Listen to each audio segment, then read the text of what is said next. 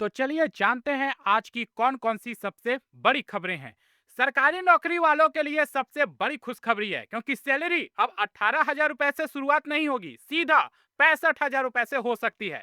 Add पे commission को लेकर सबसे बड़ी मांग सामने आई है, जिसमें सैलरी 3 गुना बढ़ाने की बात चल रही है और फिटमेंट फैक्टर भी बढ़ेगा, जिसे ओल्ड पेंशन स्कीम वापस लाने की बात कही जा रही है। लेकिन अभी यह सिर्फ प्रस्ताव है, फाइनल फैसला अभी सरकार लेने वाली है। अगर यह लागू हो जाता है तो लाखों कर्मचारियों की किस्मत बदल सकती है। बंगाल में सबसे बड़ा झटका ममता बनर्जी को लग चुका है और ममता बनर्जी ने इस्तीफा देने से भी मना कर दिया। कहा हम इस्तीफा नहीं देंगे क्योंकि नरेंद्र मोदी जी गलत तरीके से चुनाव लड़ी है और 100 से ज्यादा सीटें मेरी हथिया ली है। चुनाव के बाद भी सत्ता पे टकराव जारी है। रिपोर्ट के मुताबिक सीएम पद छोड़ने से इनकार कर दिया है ममता बनर्जी। अब राज्यपाल के ऊपर सारा एक्शन आ गया है, यानी राज्यपाल अब डिसाइड करेगा कि क्या करना है और सरकार गिराने की नौबत भी आ सकती है, जो कि 1 या 2 दिन का समय बचा हुआ है और समय रहते ममता बनर्जी को इस्तीफा देना बहुत ही जरूरी है। बंगाल में नई सरकार की तारीख फाइनल हो चुका है।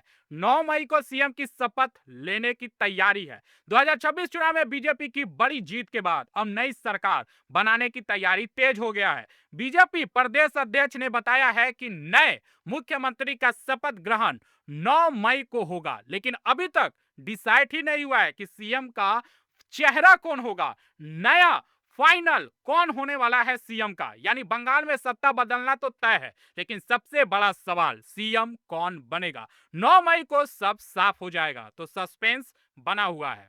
तमिलनाडु के सीएम एम के स्टैलिन ने इस्तीफा आखिर दे दिया। 2026 विधानसभा चुनाव में बड़ी हार के बाद एम के स्टैलिन ने अपना इस्तीफा राज्यपाल को सौंप दिया है। इतना ही नहीं, वे अपनी सीट कोलाथूर से भी चुनाव हार गए और उनके लिए सबसे बड़ा झटका ये माना जा रहा है, यानी तमिलनाडु की राजनीति में बड़ा बदलाव तय हो गया है। अब नई सरकार और नया सीएम आने वाला है। विजय और राज्य की सत्ता पूरी तरीके से बदल चुका है।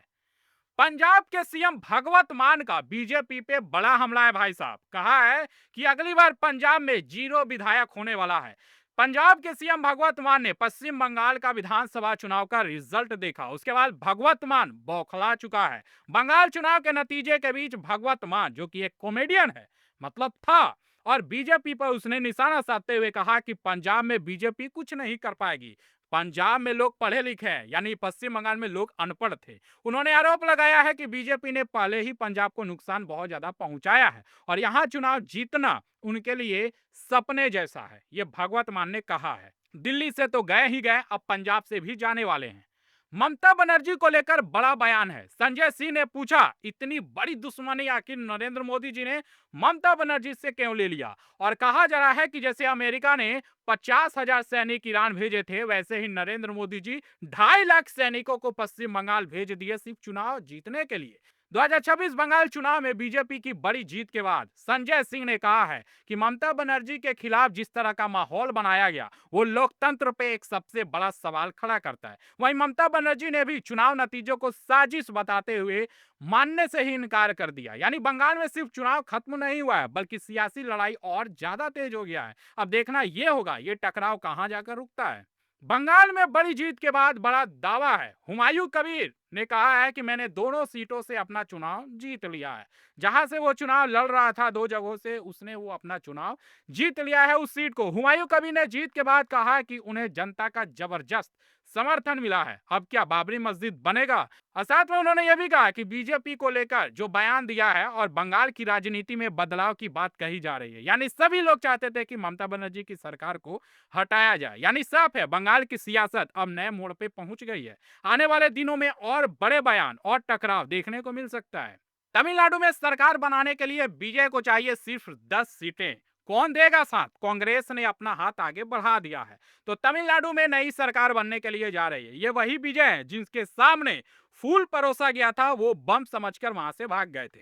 तो वही विजय जो एक बहुत बड़े एक्टर भी है भाई साउथ के, 2026 चुनाव में विजय पार्टी की टीवी के सबसे बड़ी पार्टी बनकर उभर गई है और डीएमके को हटा दिया है। इससे पहले चुनाव 2021 में हुआ था तो टीवीके को एक भी सीट नहीं मिला था। नया पार्टी और नया जोरदार स्वागत हुआ है नए पार्टी का। अब सरकार बनाने के लिए उन्हें दूसरी पार्टियों का समर्थन चाहिए। कांग्रेस आगे है जिसके लिए लगातार बातचीत चल रही है। यानी अब पूरा खेल गठबंधन का है। अगर साथ मिल गया तो विजय बन जाएंगे सीएम और अगर नहीं मिला तो राज्य बहुत बड़ा सियासी संकट के बीच आ सकता है। भवानीपुर में ममता बनर्जी की हार और वजह सबसे बड़ा शुभेंदु अधिकारी। 2026 बंगाल चुनाव में ममता बनर्जी अपने ही गढ़ भवानीपुर सीट हार गई। इससे पहले नंदीग्राम में हारी थी। उन्हें बीजेपी नेता शुभेंदु अधिकारी ने करीब 15,000 वोटों से हरा दिया। शुभेंदु ने इस जीत को बड़ी राजनीतिक लड़ाई का नतीजा बनाया है और कहा है सभी लोगों को थैंक यू और उनको सिर्फ और सिर्फ हिंदुओं का ही वोट मिला है। ये कहकर संदेश भी सभी हिंदुओं को दे दिया है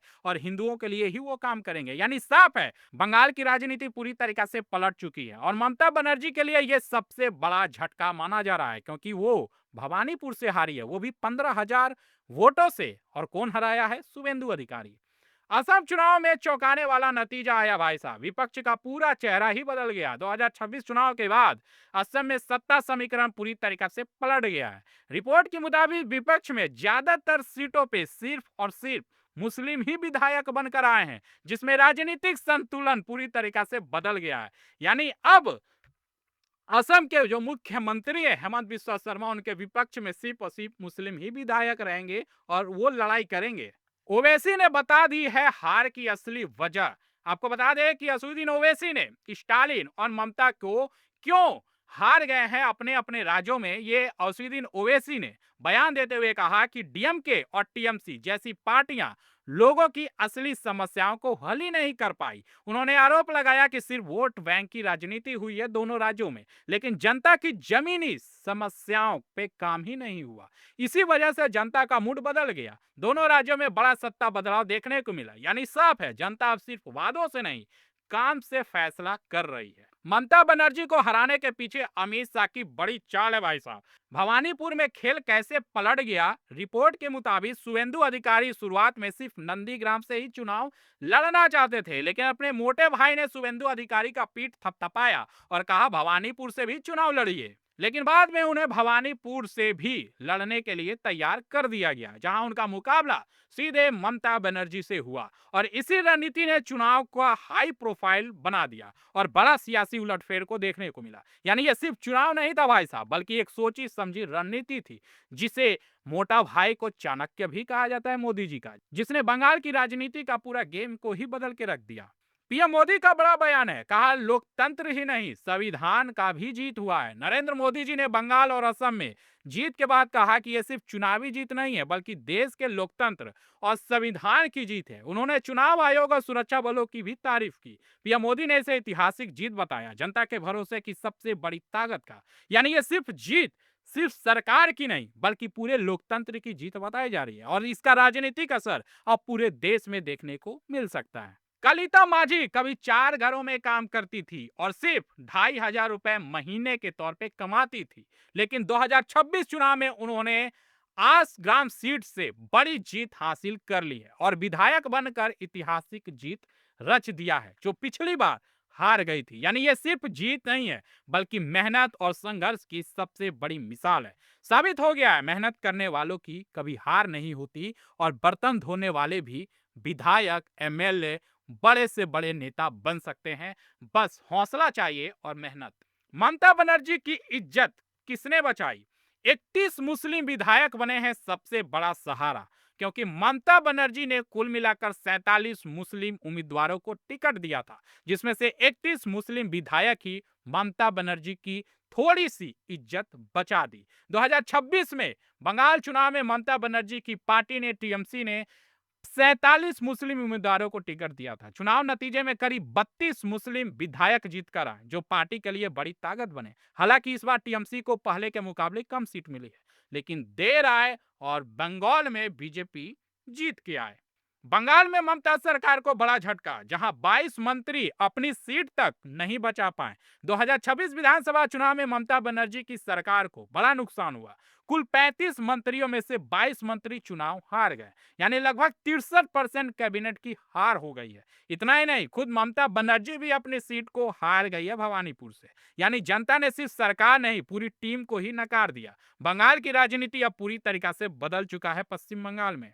हेमंत बिस्वा शर्मा की रणनीति बिल्कुल सटीक निकली है और उन्होंने कागज कलम पे पहले ही लिख दिया था कि इस बार असम में सेंचुरी पार करने वाली है एनडीए की सरकार। असम में एनडीए की ऐतिहासिक जीत हुई। 2026 में असम चुनाव में हेमंत बिस्वा शर्मा ने के नेतृत्व में बीजेपी गठबंधन एनडीए ने जबरदस्त जीत दर्ज की। एनडीए ने 126 में से करीब 100 से ज्यादा सीटों पे बढ़त हासिल कर तीसरी बार सरकार बनने का रास्ता हैट्रिक के साथ हो गया है साफ। फिलहाल इस वीडियो में इतना ही। चैनल को जरूर सब्सक्राइब करना, जिससे और भी वीडियो की जानकारी आपको मिलती रहे बड़ी खबरों की। तब तक के लिए धन्यवाद।